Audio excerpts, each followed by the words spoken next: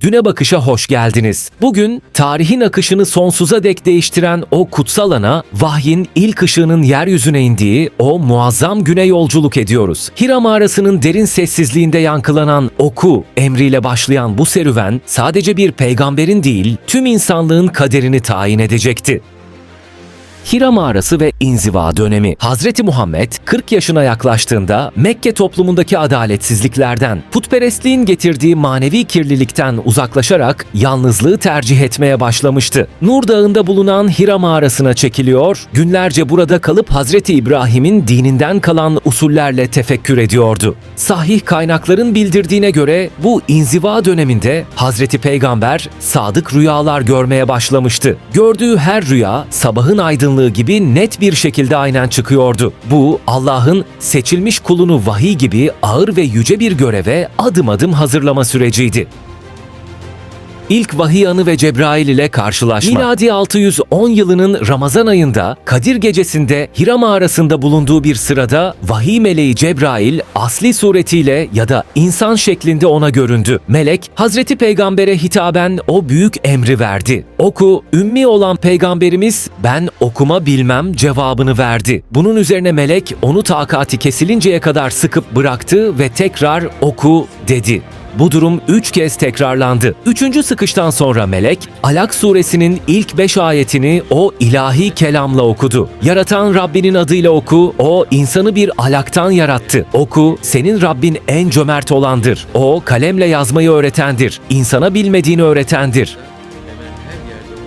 Endişe ve Hazreti Hatice'nin şahitliği. İlk vahyin ağırlığı altında ezilen ve yaşadığı manevi tecrübenin şiddetiyle titreyen Hazreti Peygamber, kalbi ürpererek eşi Hazreti Hatice'nin yanına döndü. "Beni örtün, beni örtün" buyurdu. Kendisine bir zarar gelmesinden endişe ettiğini söylediğinde, Hazreti Hatice İslam tarihindeki en güçlü, en sarsılmaz teselli cümleleriyle ona destek oldu. Asla korkma. Allah seni hiçbir zaman utandırmaz. Çünkü sen akrabayı gözetirsin, işini görmekten aciz olanların yükünü taşırsın, fakire yardım edersin, misafiri ağırlarsın ve hak yolunda musibete uğrayanlara destek olursun. Varaka bin Nevfel ve peygamberlik müjdesi.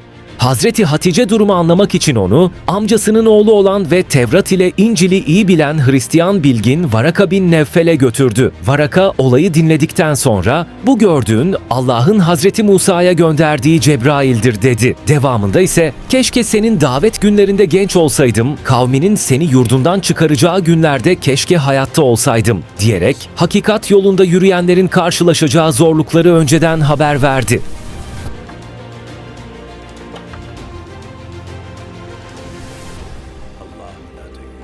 Eğer bana doğruyu söylediysen kardeşimin oğlu, Musa bin İmran'a nazil olan melek ol. Keşke kavmin de çıkacağın gün hayatta olabilsem. Senin getirdiğini daha önce kimse getirmemiştir. Hem de hiç kimse. Hazreti Peygamber şaşırarak "Onlar beni yurdundan mı çıkaracaklar?" diye sorduğunda Varaka şu tarihsel gerçeği haykırdı. "Evet, senin getirdiğin gibi bir vahiy getiren hiç kimse yoktur ki düşmanlığa uğramasın." Surenin kalan ayetleri ve Ebu Cehil'in küstahlığı. İlk 5 ayetin ardından vahiy bir müddet kesildi. Buna fetreti vahiy denir. Daha sonra surenin geri kalan ayetleri nazil oldu. İslam'ın azılı düşmanı Ebu Cehil, Peygamber Efendimiz'i Kabe'de namaz kılarken görüp onu engellemeye ve tehdit etmeye kalkışınca bu ayetler indi. İnsanın azgınlaşıp Rabbine baş kaldırmasını anlatan bu ayetler, "Sakın ona boyun eğme, secde et ve Rabbine yaklaş" emriyle, yani o meşhur secde ayetiyle son buldu. Surenin ilerleyen ayetlerinde insanın kendini yeterli gördüğü anda azgınlaşması anlatılır. Bu, Ebu Cehil'in şahsında temsil edilen o kibirli zihniyettir. İnsan eline biraz güç veya imkan geçtiğinde Rabbine baş kaldırır. İşte sure bu müstehni olma yanılgısına karşı insanı uyarır ve onu kendi yaratılışını hatırlamaya çağırır. "Sakın ona boyun eğme, secde et ve Rabbine yaklaş" emriyle son bulur.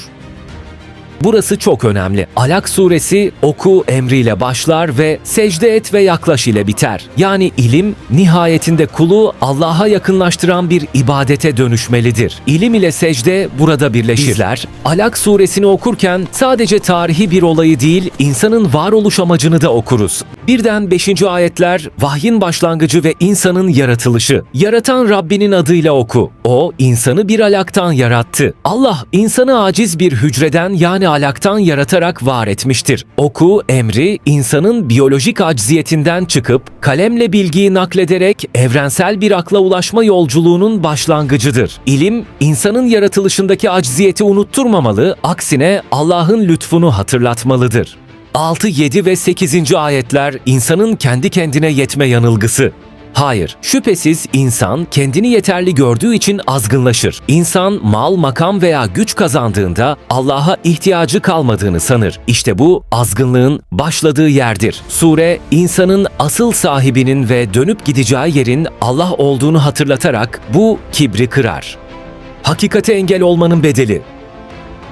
Gördün mü şu engel olanı, bir kulu namaz kılarken engelleyeni. Ebu Cehil örneği üzerinden iyiliğe, namaza ve hakikate engel olanların durumu anlatılır. Allah bu kişinin hakikati inkar edip yüz çevirdiğini ve Allah'ın kendisini her an gördüğünü hatırlatır. Kibir, insanı ilahi gözetimi unutacak kadar kör eder. Dünyevi gücün çöküşü. O da gidip meclisini çağırsın. Biz de zebanileri çağıracağız. İnkarcı dünyadaki kavmine, kabile gücüne ve yandaşlarına güvenir. Ancak ilahi hesap günü geldiğinde bu dünyevi yardakçılar hiçbir işe yaramayacak. Aksine Allah'ın azametini temsil eden zebaniler karşısında gerçek acziyet ortaya çıkacaktır. 19. ayet ilimden secdeye yükseliş.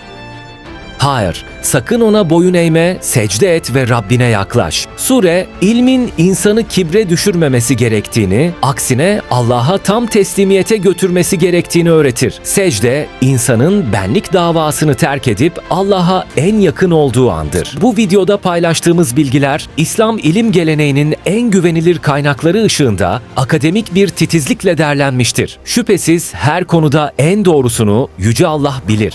Paylaştığımız bilgiler İslam tarihinin en temel ve en güvenilir kaynaklarından derlenmiştir. Anlattıklarımızın doğruluğu, hadis ilminde otorite kabul edilen Sahih-i Buhari ve Sahih-i Müslim gibi en kıymetli eserlere dayanmaktadır. Ayetlerin açıklanmasında ve tarihe ışık tutan detaylarda ise İbn Kesir ve Taberi gibi klasik tefsir alimlerimizin eserlerini esas aldık. Ayrıca nüzul sebepleri konusundaki detayları Tirmizi ve Ahmed bin Hanbel'in hadis mecmuaları ile teyit ettik. Düne bakış olarak bugün insanlığın ilim ve iman yolculuğunun başlangıç noktalarına temas ettik. Videonun size manevi bir derinlik kattığını umuyoruz. Sizin de bu konuda düşünceleriniz veya eklemek istedikleriniz olursa yorumlarda buluşalım. Bir sonraki içeriğimizde tarihin başka bir dönüm noktasında tekrar buluşmak dileğiyle Allah'a emanet olun.